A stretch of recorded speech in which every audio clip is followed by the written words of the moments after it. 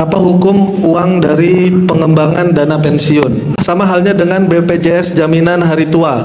Bagaimana hukumnya, Ustadz? Nah, yang kami tahu JHT seperti yang tadi disampaikan itu diinvestasikan untuk unit surat berharga yang statusnya utang.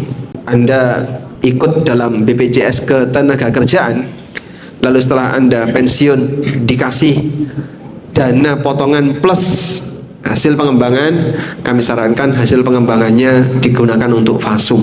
Anda tanyakan mana yang tambahan dari perusahaan dan mana yang dipotong dari gaji Anda, itu halal. Pertambahannya sekian persen, umpamanya 6% atau 7% sesuai dengan bunga deposito per tahun, itu adalah riba. Selanjutnya, Ustadz, apa hukum uang dari pengembangan dana pensiun? Gaji karyawan dipotong setiap bulan, misalnya 1 juta per bulan selama 10 tahun, sehingga total gaji yang dipotong adalah 120 juta. Setelah masuk masa pensiun, dia mendapatkan dana pensiun sebesar 300 juta. Karena mungkin tadi 120 jutanya diputar atau diolah gitu ya, Ustadz. Pertanyaan kedua, sama halnya dengan BPJS jaminan hari tua.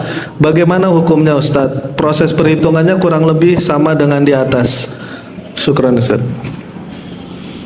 Baik. Di buku fikih ASN dan karyawan sempat saya bahas tentang dana pensiunan. Dan di situ kesimpulannya sebagai berikut. Pertama, uang pensiunan itu adalah potongan dari gaji karyawan tiap bulan.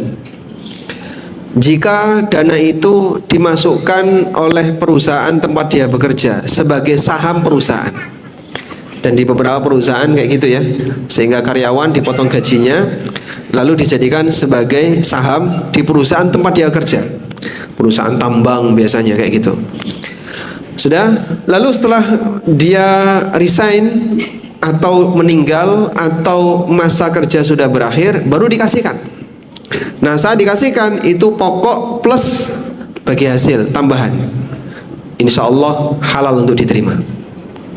Karena tambahan ini hakikatnya adalah bagi hasil dari modal yang dia setorkan.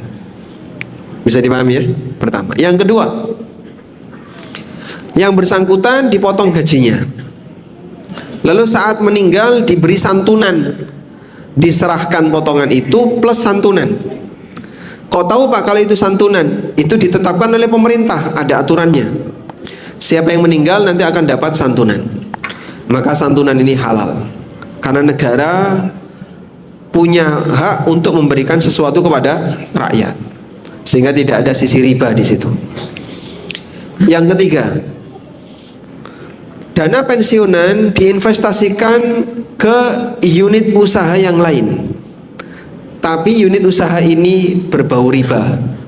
Misalnya diinvestasikan ke misalnya ke obligasi, surat utang ya, atau ke sukuk ribawi, karena ada sukuk ribawi dan ada sukuk yang syar'i. Ini ke sukuk ribawi.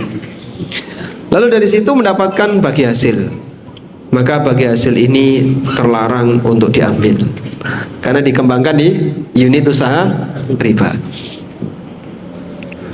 Berbeda kalau dikembangkan di unit usaha yang mubah, misalnya dimasukkan di saham perusahaan manufaktur atau saham perusahaan apalagi, saham perusahaan otomotif, mubah ya. Lalu dari situ dia dapat untung. Maka saat dapat untung, kemudian ada bagi hasil, nanti pihak pemilik saham tadi berhak untuk mendapatkan bagi hasil, diserahkan pada saat dia keluar dari perusahaan. Baik.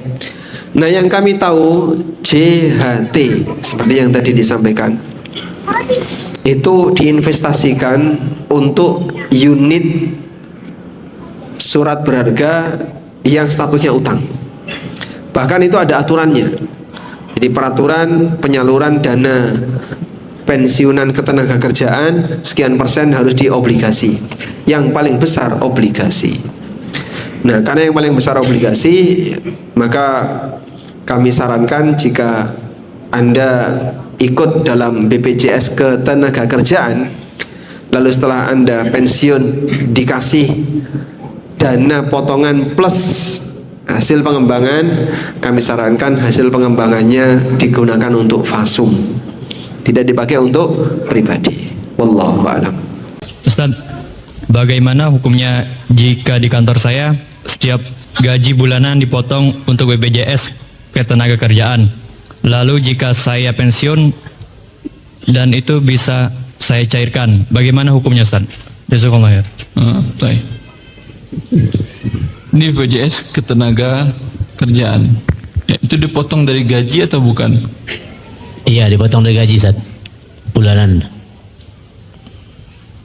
Semuanya dipotong dari gaji atau ada yang Setiap gaji bulanan otomatis dipotong. dari gaji saja, tidak ada tambahan dari perusahaan?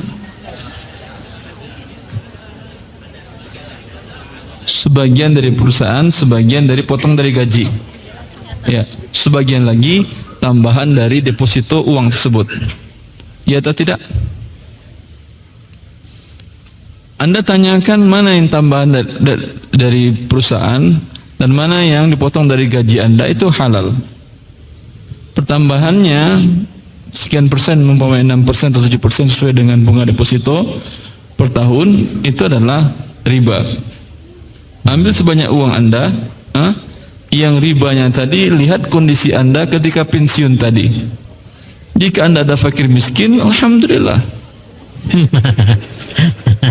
Paham? Maka berharap, berdoalah agar menjadi fakir miskin di waktu itu, agar halal uang pertambahan ribanya. Karena yang bikin riba bukan Anda. Jelas? Tapi di Anda di waktu itu Allah memberikan kecukupan hidup kepada Anda dengan cara menghitung bagaimana menentukan diri fakir miskin atau tidak. Tadi kan sudah saya ajarkan. Masih ingat?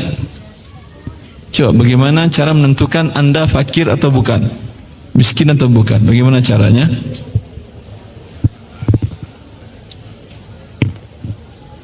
Iya, antum bisa? Coba tahu antum fakir miskin betul? Kenapa, akhi? Bagaimana caranya? Dilihat kebutuhan pokok selama sebulan dan berapa pendapatan. Ini kebutuhan pokok, jelas.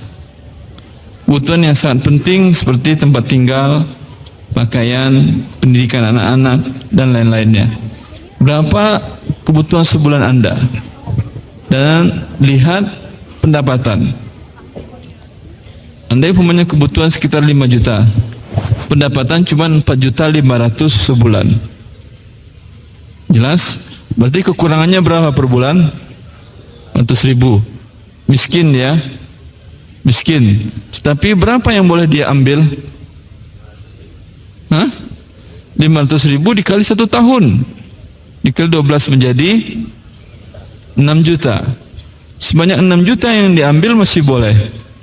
Maka lihat